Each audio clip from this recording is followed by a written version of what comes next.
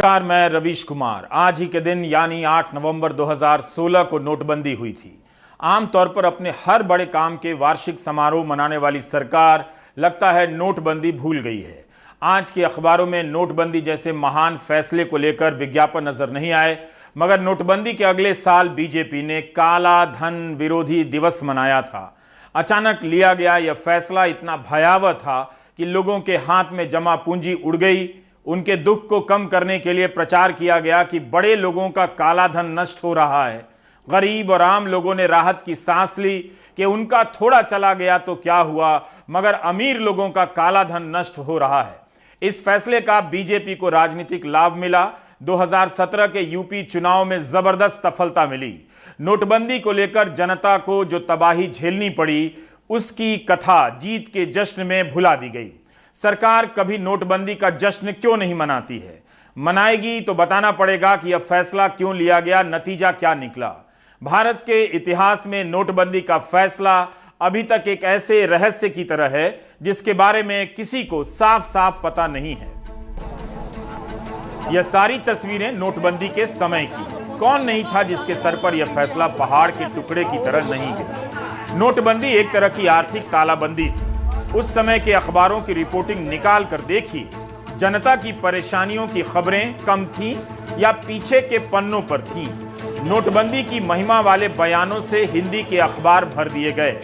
देश की जनता को नोटबंदी को लेकर सही सूचनाएं नहीं दी गईं और ना ही जनता की परेशानियों को प्रमुखता से पहले पन्ने पर जगह मिली। उम्मीद है कोई एक दिन नोटबंदी के समय अखबारों और गोदी मीडिया के चैनलों की रिपोर्टिंग का अध्ययन करेगा और इन सवालों को परखेगा। इस बीच नोटबंदी को लेकर सुप्रीम कोर्ट की संविधान पीठ में सुनवाई चल रही है। इस साल 12 अक्टूबर को सुप्रीम कोर्ट ने सरकार और भारतीय रिजर्व बैंक से एक सवाल पूछा कि क्या आपने नोटबंदी के मकसद को हासिल कर लिया। सरकार की तरफ से सॉलिसिटर जनरल ने कहा कि यह सवाल अब अकादमिक है। तब जस्टिस एएस बोपन्ना ने कहा कि जो हुआ उसे तो वापस नहीं किया जा सकता, लेकिन क्या भविष्य में ऐसी शक्ति का इस्तेमाल किया जा सकता है? हम इस सवाल को अनदेखा नहीं कर सकते। नोटबंदी के फैसले को लेकर 58 याचिकाएं दायर की गई हैं। इस मामले में वकील श्याम दीवान और पी चिदम्बरम ने कहा कि 1946 और 1978 में जो नोटबंदी की गई वो संसद के कानून के तहत की गई, जिस पर बहस भी हुई। लेकिन 2016 की नोटबंदी केवल एक अधिसूचना के जरिए लागू कर दी गई। चिदम्बरम ने कोर्ट में भारतीय रिजर्व बैंक की सालाना रिपोर्ट का हवाला देते हुए कहा कि 15.44 लाख करोड़ की मुद्रा का विमुद्रीकरण किया गया, नोटबंदी की गई। केवल 16,000 करोड़ मूल्य की मुद्रा वापस नहीं आई।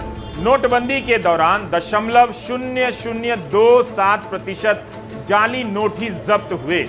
यह सब भारतीय रिजर्व बैंक की रिपोर्ट है, लेकिन नोटबंदी को सही ठहराने के लिए भूत खड़ा किया गया कि हर किसी के हाथ में जाली नोट पहुंच गया है, इसलिए जरूरी है। चिदम्बरम ने कहा कि चूहा पकड़ने के लिए पहाड़ गिरा दिया गया। अब तो 2000 रुपए के जाली नोट पकड़े जाने लगे। 9 नवंबर को अगली सुनवाई होनी है। अदालत भी जानना चाहती है कि क्या सरकार ने इतना बड़ा कदम उठाते समय सोचा कि इसके परिणाम क्या होंगे। जब बैंकों के आगे लाइनें लंबी हो गईं, लोग रात रात भर लाइनों में लगे रहे, तब उस समय के आर्थिक मामलों के सचिव शक्तिकांत दास ने एक बयान दिया था। 15 नवंबर 2016 के इस बयान में शक्तिकांत दास ने कहा कि बैंकों और एटीएम के बाहर लाइनें इसलिए लंबी हैं कि अलग अलग जगहों पर एक ही तरह के लोग बार बार जा रहे हैं। यह कहा गया था। यह तर्क कमाल का था कि एक ही तरह के लोग यहां से वहां बैंकों के बाहर लाइन में लग रहे हैं, इसलिए भीड़ है। शक्तिकांत दास अब भारतीय रिजर्व बैंक के गवर्नर हैं। क्या वे सुप्रीम कोर्ट में नोटबंदी के फैसले का बचाव नहीं करेंगे? इस सवाल का जवाब आप खुद भी सोच सकते हैं। नोटबंदी के फैसले की प्रक्रिया क्या थी? किसकी राय हां में थी और किसकी ना में? रिजर्व बैंक की राय हां में थी या पहले ना में थी? इन सब सवालों पर स्पष्ट जवाब नहीं है। याचिका दायर करने के कई साल बीत जाने के बाद अब सुनवाई जोर पकड़ रही है। हम नोटबंदी की स्मृतियों से बहुत दूर निकल आए हैं, मगर उसका आर्थिक असर कितना भयावह था उस पर जवाब तो आना ही चाहिए। क्यों अब सरकार इस दिन को उत्सव के रूप में नहीं मनाती है, जिस तरह से नोटबंदी के अगले साल मनाया गया था? नरेंद्र मोदी जिंदाबाद जिंदाबाद जिंदाबाद। नोटबंदी के एक साल बाद 8 नवंबर 2017 को बीजेपी जोश में थी। धूमधाम से काला धन विरोधी दिवस मनाया गया। मोदी सरकार के मंत्रियों को अलग अलग राज्यों में प्रेस कॉन्फ्रेंस के लिए भेजा गया। हस्ताक्षर अभियान चलाए गए। प्रधानमंत्री ने भी कई ट्वीट किए और जनता का धन्यवाद किया। उस साल अमित शाह का ट्वीट था कि काला धन विरोधी दिवस मोदी जी के साहसिक नेतृत्व और देश से काले धन और भ्रष्टाचार की समाप्ति के लिए ऐतिहासिक फैसले नोटबंदी को समर्पित है। बीजेपी के नेताओं के ट्विटर हैंडल पर जाकर इन पोस्टरों और तस्वीरों को आप आज भी देख सकते हैं। जगह जगह विचार गोष्ठियों का आयोजन हुआ। मध्य प्रदेश में बीजेपी ने कई जगहों पर मशाल जुलूस निकाले। बीजेपी के नेता, समर्थक और आम लोग तरह तरह के पोस्टर के जरिए इसके फायदे गिनाने लगे कि नोटबंदी ने ये कर दिया, वो कर दिया। कई प्रकार के पोस्टर और चार्ट बनाए गए जिसमें दावा किया गया कि नोटबंदी के कारण लोग मोबाइल वॉलेट का इस्तेमाल करने लगे हैं, डिजिटल लेन देन बढ़ गई है, जिसका मतलब हुआ काला धन समाप्त हो गया, कैश का चलन बहुत कम हो गया। ऐसे पोस्टरों में दावा किया गया कि नोटबंदी से ही आतंकवाद और नक्सलवाद की कमर टूट गई है, टैक्स पेयर्स की संख्या में अभूतपूर्व वृद्धि हो गई है। 2017 में काला धन विरोधी दिवस मनाया गया। क्या वह एक ही साल के लिए था? क्या बीजेपी को भी अब इसके फायदों में यकीन नहीं है, इसलिए वह इससे किनारा करने लगी है? अभी अभी भारतीय रिजर्व बैंक की रिपोर्ट भी आई है कि नोटबंदी के समय की तुलना में इस समय नकदी मुद्रा चलन में 71% से अधिक की वृद्धि हो गई है।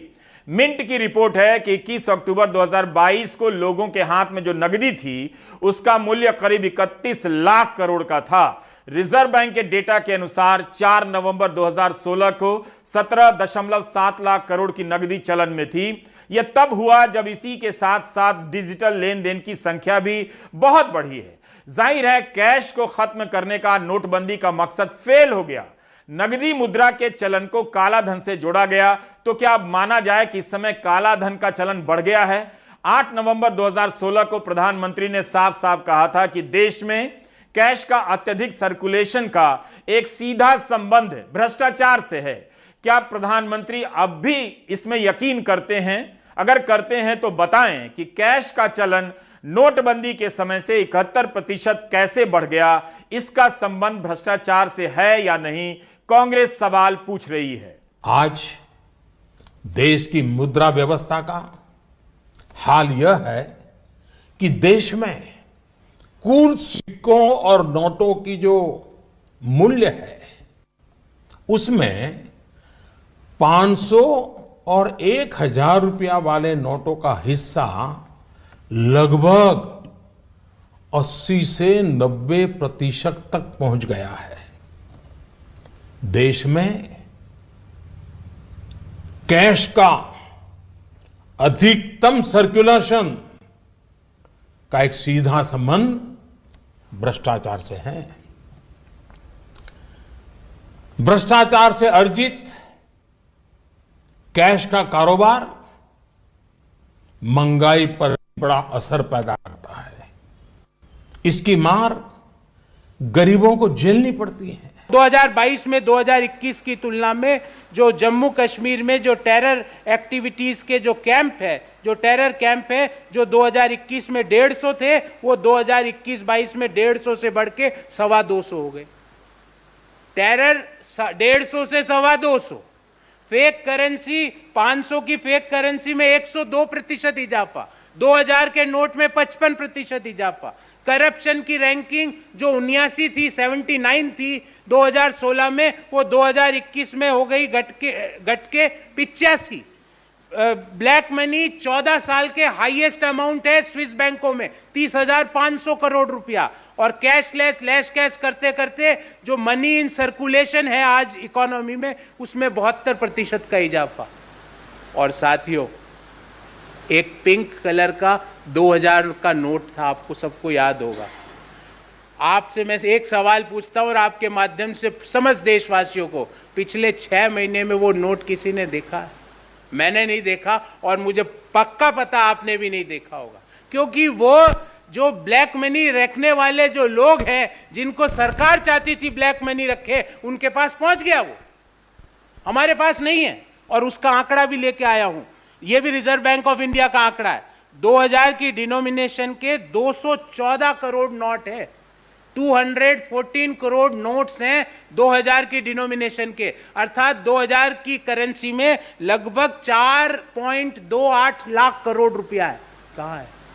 नोटबंदी के समय किए गए दावों को लेकर अनेक सवाल है। सरकार की तरफ से जो दावे किए गए उनके बारे में पूछा जा सकता है कि इसके लिए नोटबंदी ही क्यों जरूरी थी। इनमें से कौन सा ऐसा लक्ष्य है जो केवल नोटबंदी से ही हासिल किया जा सकता था? कोई जवाब नहीं देता कि उस समय जो कहा गया उसका आधार क्या था। आखिर नकदी के चलन में खास अंतर तो आया नहीं। हम कब तक 500 रुपए के नोट के चलन का डेटा छोड़कर 2000 के नोटों के चलन घटने के सहारे हेडलाइन बनाते रहेंगे? मूल बात है कि नकदी का चलन नोटबंदी के समय से काफी बढ़ गया है, थोड़ा बहुत नहीं बल्कि बहुत ज्यादा। ये सारी खबरें इस साल की हैं। मीडिया रिपोर्ट में कहा गया है कि 2000 के नोटों के चलन में कमी आ रही है।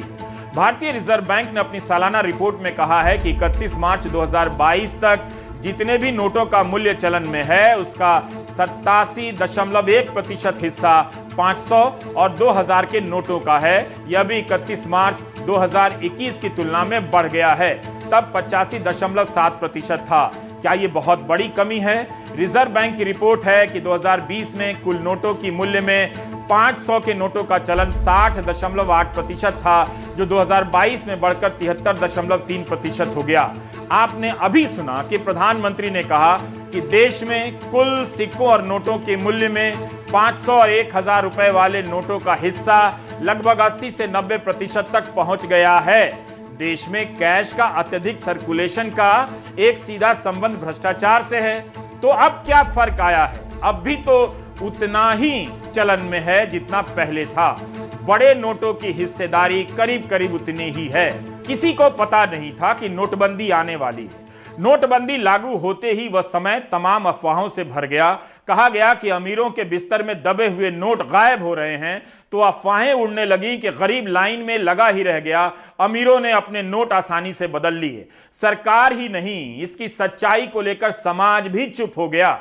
बैंकों के भीतर जिन अफसरों ने उस समय सच को देखा वे भी चुप हो गए। इसलिए नोटबंदी का फैसला रहस्य की तरह लगता है। इस खेल से किसकी जेब कट गई और किसकी जेब भर गई आपके लिए जानना जरूरी है। 8 नवंबर 2016 की रात 8 बजे प्रधानमंत्री नरेंद्र मोदी ने जो भाषण दिया उसकी कॉपी आप पढ़िए। उसमें उन्होंने नहीं कहा था कि नोटबंदी से करदाताओं की संख्या बढ़ेगी, लेकिन नोटबंदी के अगले साल इसे लेकर दावे किए जाने लगे कि करदाताओं की संख्या में अभूतपूर्व वृद्धि हो गई है। यह ट्वीट तो शिवराज सिंह चौहान का ही है। 10 नवंबर 2017 के रोज अपने इस ट्वीट में मुख्यमंत्री ने दावा किया है कि नोटबंदी से होम लोन कम हो गया है।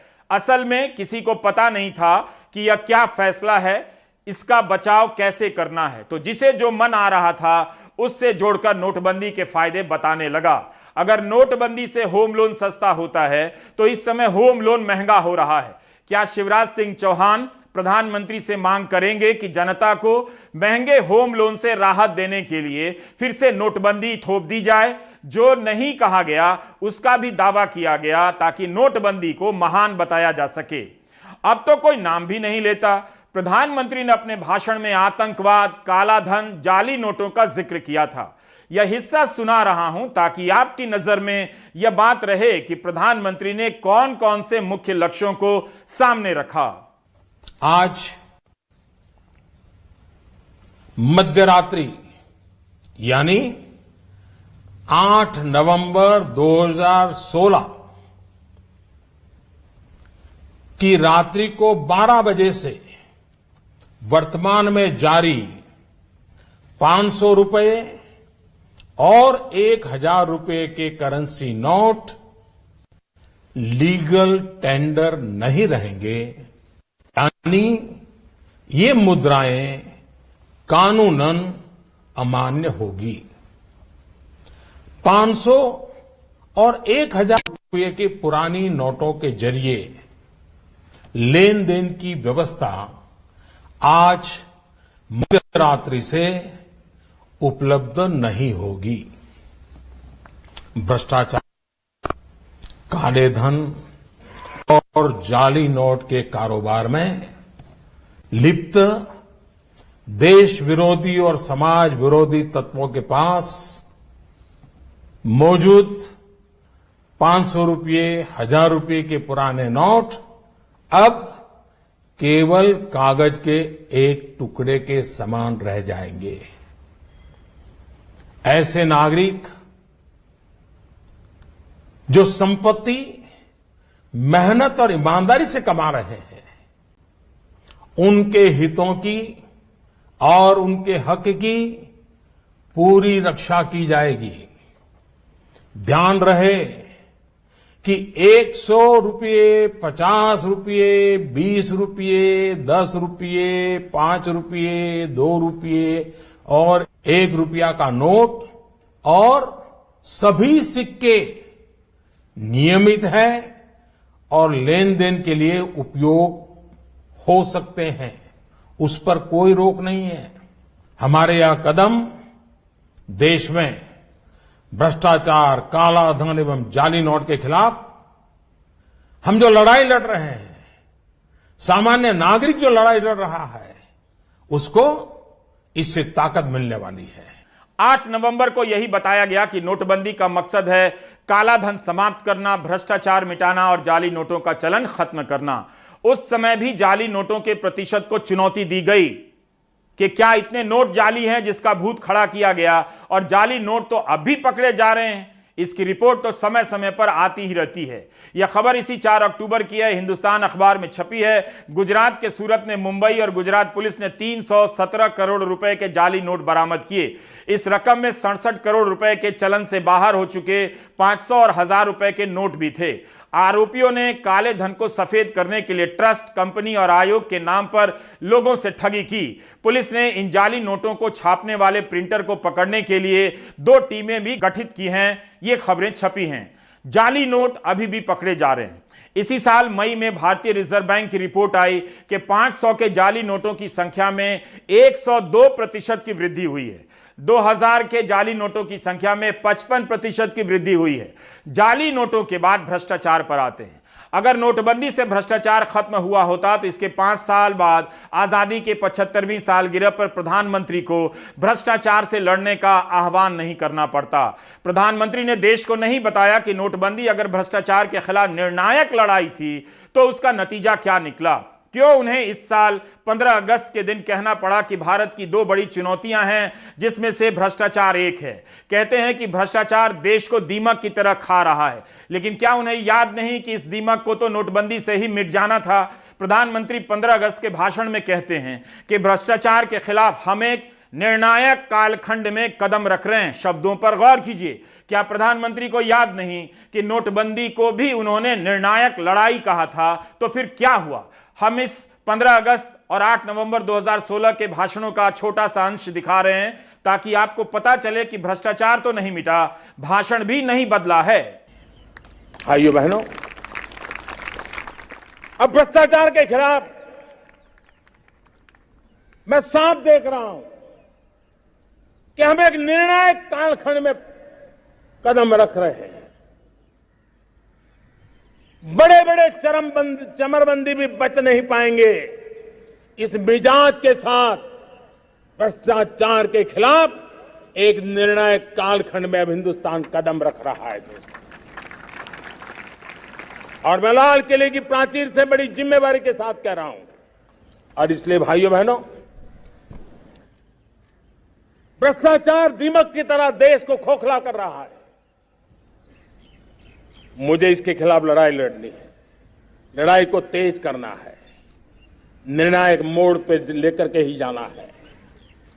तब मेरे 130 करोड़ देशवासी, आप मुझे आशीर्वाद दीजिए, आप मेरा साथ दीजिए। मैं आज आपसे साथ मांगने आया, आपका सहयोग मांगने आया हूं ताकि मैं इस लड़ाई को लड़ पाऊं। ऐसे करोड़ों भारतवासी जिनके रग रग में ईमानदारी दौड़ती है, उनका मानना है कि भ्रष्टाचार, काले धन, बेनामी संपत्ति, जाली नोट और आतंकवाद के खिलाफ निर्णायक लड़ाई होनी चाहिए।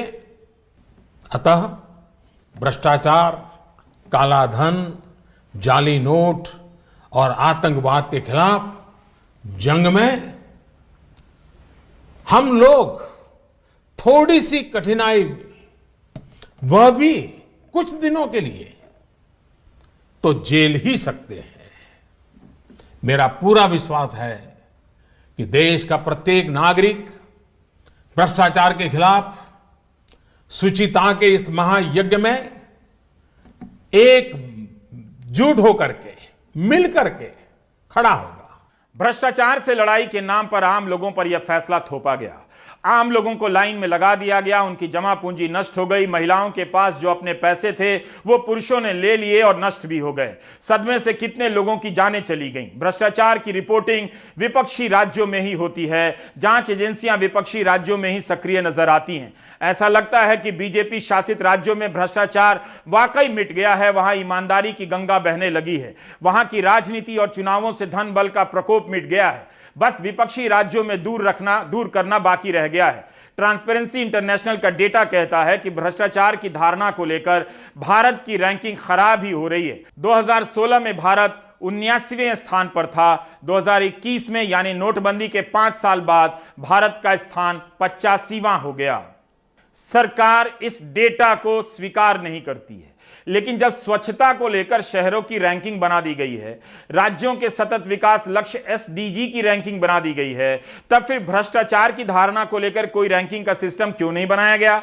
नोटबंदी की कहानी तरह तरह के दावों की कहानी है।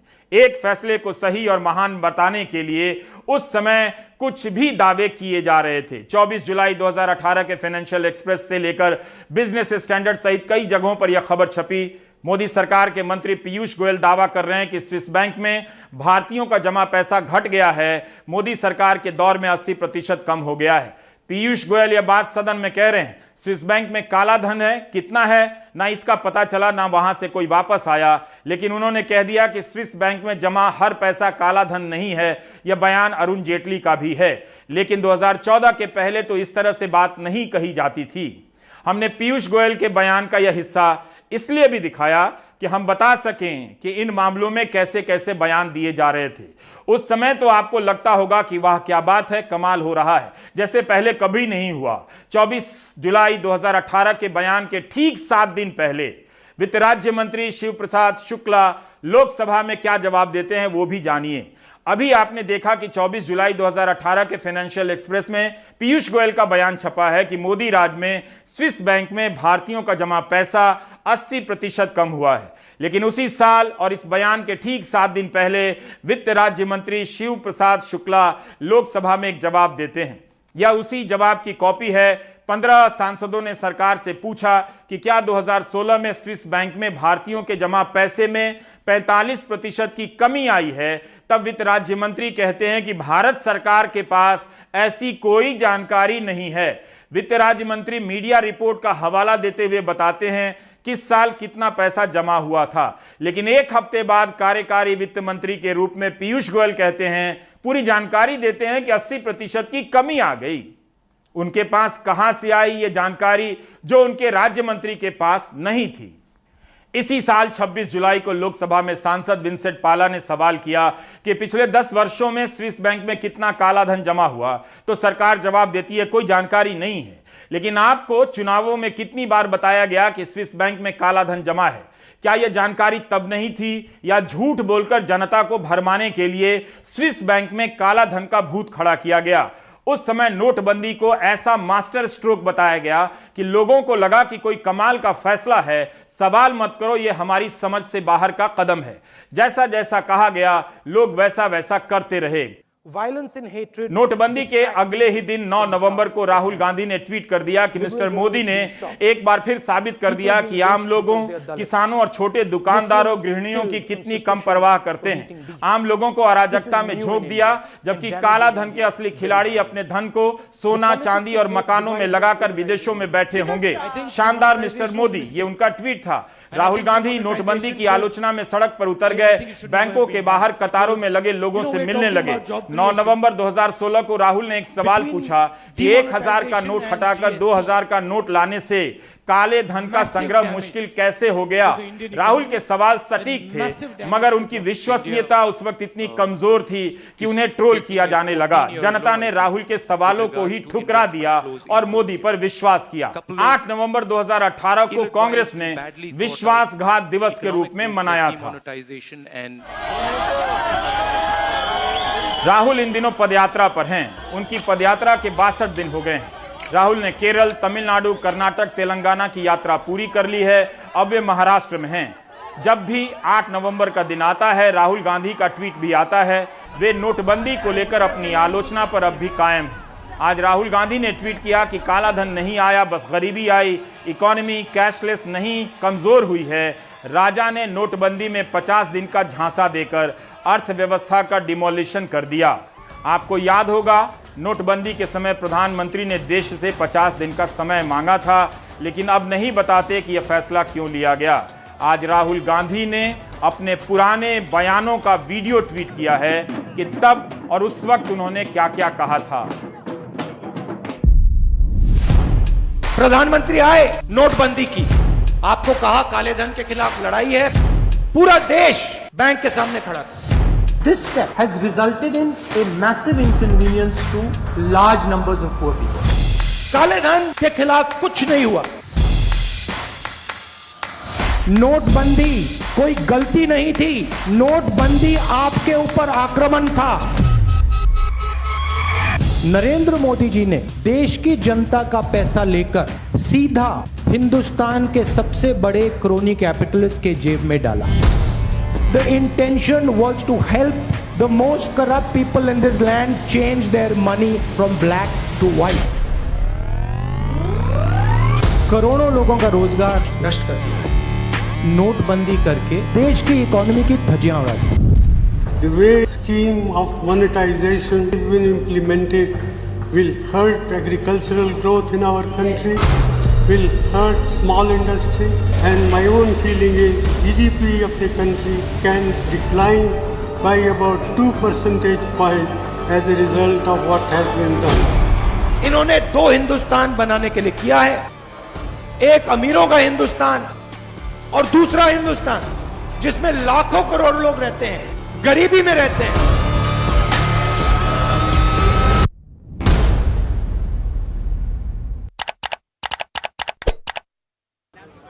कि नोटबंदी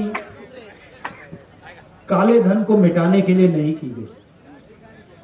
नोटबंदी जो हमारे छोटे व्यापारी हैं, स्मॉल और मीडियम बिजनेस चलाने वाले लोग हैं, जो हमारे किसान हैं, उन पर आक्रमण था।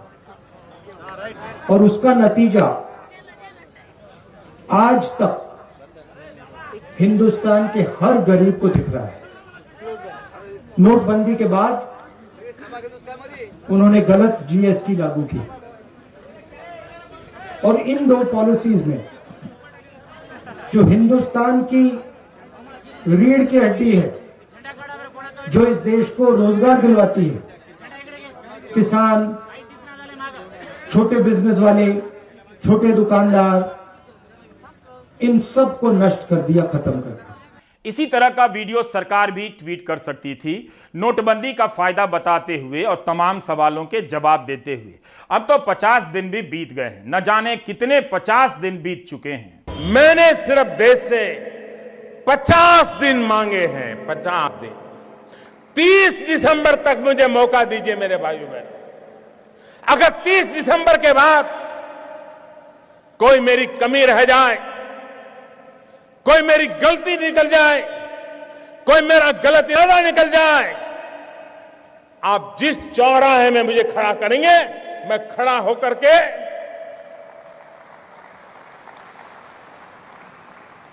देश जो सजा करेगा वो सजा भुगतने के लिए तैयार हूं। आखिर केंद्र सरकार और भारतीय जनता पार्टी नोटबंदी के फायदे को लेकर उत्साहित क्यों नजर नहीं आती? इस फैसले का साथ देश ने दिया ही, सबको लगा कि आजादी की लड़ाई जैसी कोई लड़ाई है, साथ देते हैं, हम भी लड़ते हैं। मगर मिला क्या? इस नोटबंदी से कौन सा ऐसा मकसद पूरा हुआ जो केवल नोटबंदी से ही हासिल हो सकता था? दूसरा कोई रास्ता नहीं था। हर बड़े मकसद को आप चुनौती दे सकते हैं, पूछ सकते हैं कि नोटबंदी ही क्यों जरूरी थी। 50 दिनों तक आम लोग बैंकों के बाहर लाइनों में लगे रहे, नोट नहीं बदले जाने के सदमे से बीमार होते रहे, मरते रहे। मीडिया रिपोर्ट के अनुसार नोटबंदी के दौरान 150 से अधिक लोग मर गए। वीणा देवी के पति सब्जी बेचा करते थे, लाइन में लगे रहे और सदमे से गुजर गए। वीणा देवी अकेली हो गईं। ऐसे अनेक लोगों के काम धंधे छूट गए, जीडीपी को गहरा धक्का पहुंचा और कई धंधे बंद हो गए। नोटबंदी के बाद centre for monitoring Indian economy की रिपोर्ट ने बताया कि जनवरी से अप्रैल के बीच 15 लाख लोगों की नौकरियां चली गई थीं। सबसे ज्यादा मार पड़ी औरतों पर, जिनके पास घर खर्च से बचाए गए बरसों की पूंजी थी। उनका पैसा सामने आ गया और नष्ट हो गया। आम जनता की क्रय शक्ति खत्म हो गई। नोटबंदी के वक्त जो लोग भारत से बाहर थे, उनके पास भी बड़ी मात्रा में नोट नष्ट हो गए।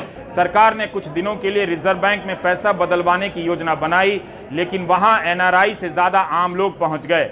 राजस्थान से आए एक बुजुर्ग रोने लगे कि 10,000 रुपया उनकी पूंजी है, नष्ट हो जाएगी।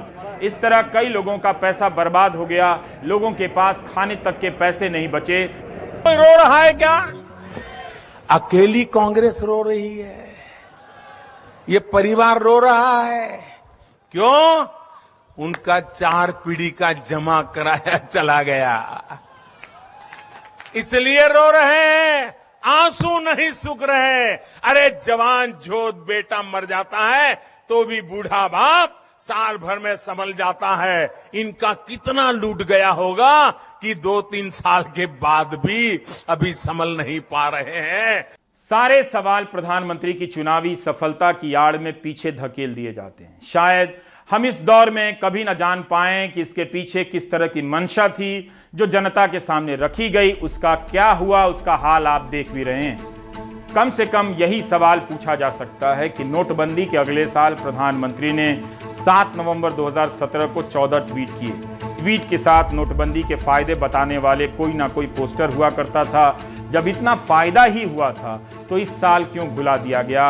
वह भी तब जब इस साल 15 अगस्त को प्रधानमंत्री ने भ्रष्टाचार के खिलाफ निर्णायक लड़ाई की अपील की है। क्या अब नोटबंदी भ्रष्टाचार से लड़ने का निर्णायक हथियार नहीं है? आखिर गोदी मीडिया कब तक बेरोजगारी को जनता के बीच से गायब रख पाएगा? टीवी के पर्दे से इस समस्या को हटा देने से यह समस्या दूर नहीं हो जाती। हमने 7 नवंबर के प्राइम टाइम में दिखाया कि हरियाणा में ग्रुप सी और डी की आरंभिक परीक्षा के लिए 10 लाख से ज्यादा नौजवानों ने आवेदन किया है।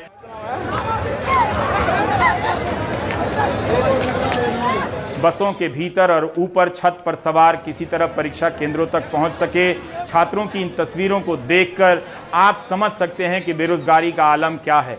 यह उसी दौर में संभव हो रहा है जब कई सारे न्यूज़ चैनल आ चुके हैं, बहुत सारे मीडिया प्लेटफॉर्म हैं, लेकिन इसी दौर में बेरोजगारी चरम पर है और इसकी कोई चर्चा नहीं।